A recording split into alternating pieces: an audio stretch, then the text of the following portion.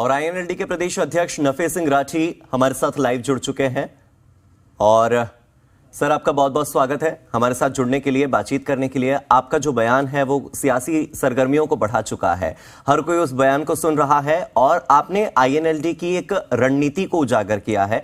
यानी कि आईएनएलडी का अभी मुख्य उद्देश्य खुद की सरकार बनाना नहीं है, किसी पार्टी के साथ मिलकर जीत हासिल करना नहीं है, केवल और केवल एक मकसद बीजेपी को हराना। ऐसा क्यों? ऐसी बात नहीं है जी। बात तो ये है कि आज अगर मैं हरियाणा की बात करूं तो हरियाणा में सबसे ज्यादा बेरोजगारी है।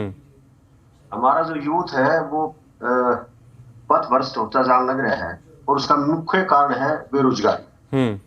सरकारी नौकरियां नहीं मिल रही है, वहां प्राइवेट नौकरियों में भी बड़ी भारी दिक्कत आई। हालांकि सरकार कहती है कि प्राइवेट इंडस्ट्रीज में, कंपनियों में हम 75% आरक्षण देंगे, लेकिन ऐसी बात धरातल पर नजर आ नहीं रही। ये केवल और केवल बयानबाजी तक ही बातें सीमित है। ये पहली सरकार है जिस सरकार में 29 भर्तियां रद्द हुई है। आज भी लगभग 2 लाख के करीब पद खाली पड़े हैं और सरकार के मंत्री, मुख्यमंत्री जी बयान पे बयान देते जा रहे हैं। आज भी मैंने पढ़ा अखबार में कि 20,000 टीचर्स की भर्तियां की जाएगी। इसमें केवल बयानबाजी होती है, धरातल पर कुछ नहीं है।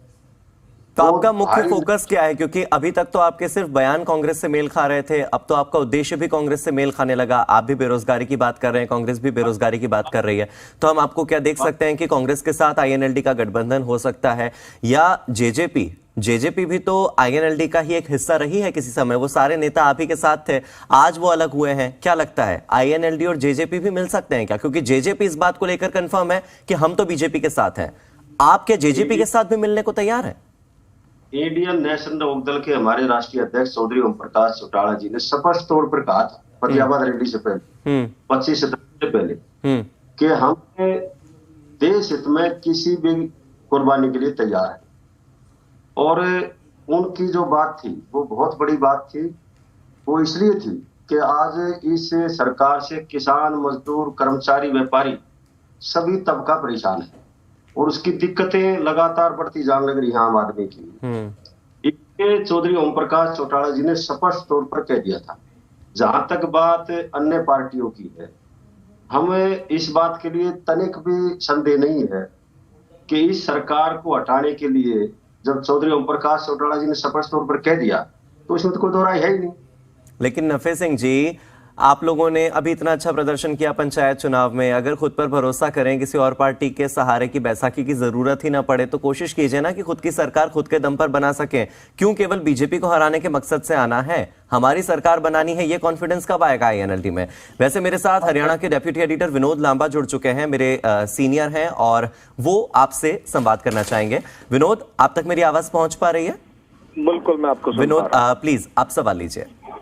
पाटिल साहब, एक सवाल जो आपने उठाया, एक कहीं ना कहीं राजनीतिक मुद्दा की विचारधारा या तमाम चीजें हैं, अगर जरूरत पड़ी तो कांग्रेस से भी हाथ मिला सकते हैं। ऐसा ही अभय सिंह चौटाला जो कि राष्ट्रीय महासचिव हैं इंडियन नेशनल लोकदल के, एक ट्वीट भी मुझे याद आता है, इस हरियाणा में राजनीति में चर्चा हो चुकी है।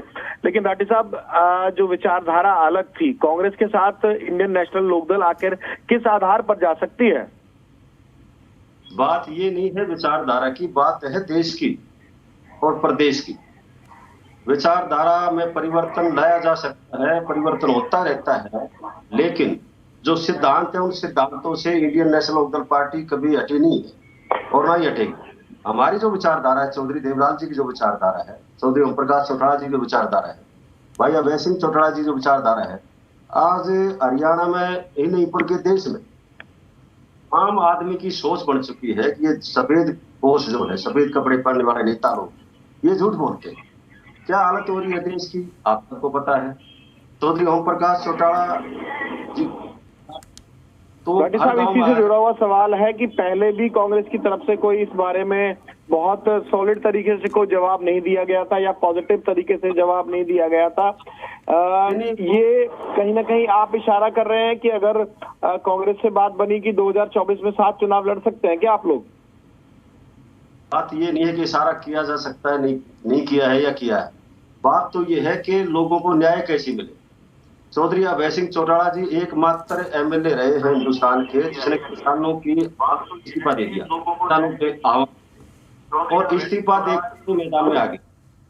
आप ये देखो कि क्या हरियाणा की लोग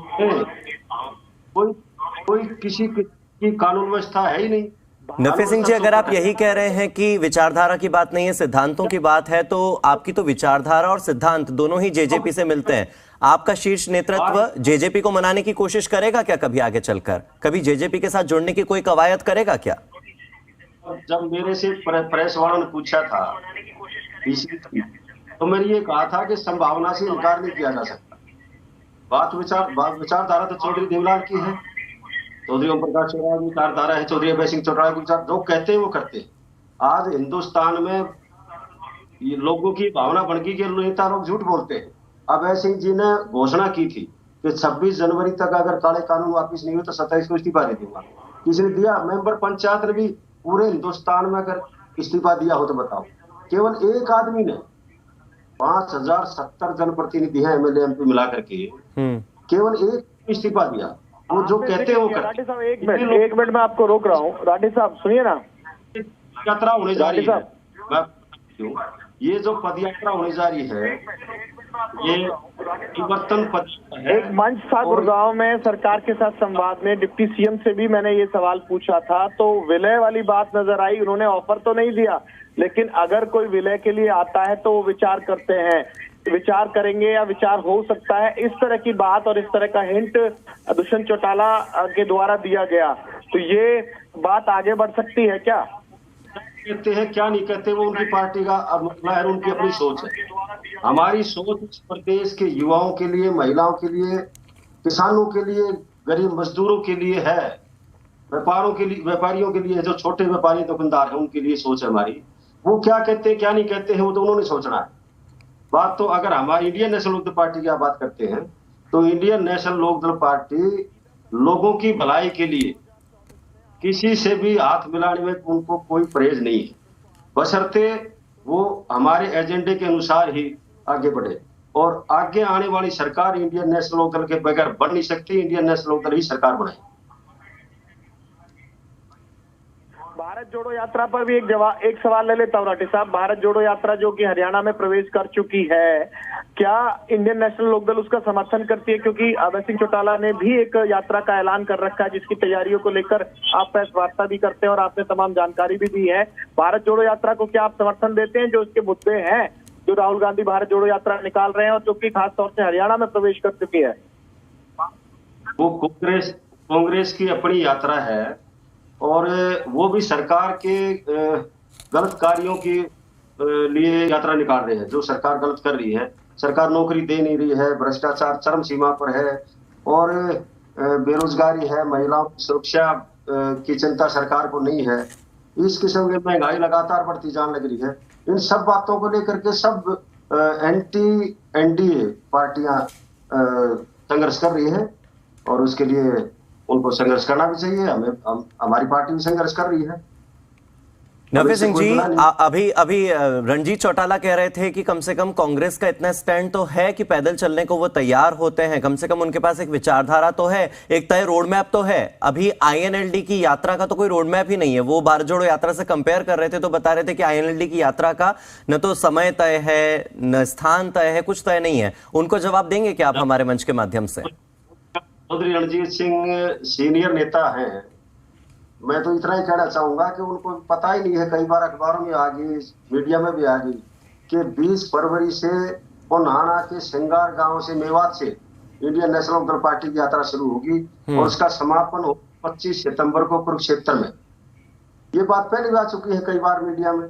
अब वो हो सकता है अखबार ना पढ़ पाते हो। ठीक है, बहुत बहुत शुक्रिया हमारे साथ जुड़ने के लिए नफे सिंह राठी जी, और बहुत बहुत धन्यवाद विनोद आपका भी मेरे साथ मिलकर सवाल लेने के लिए और इस पूरे मामले पर गंभीरता से चर्चा के लिए।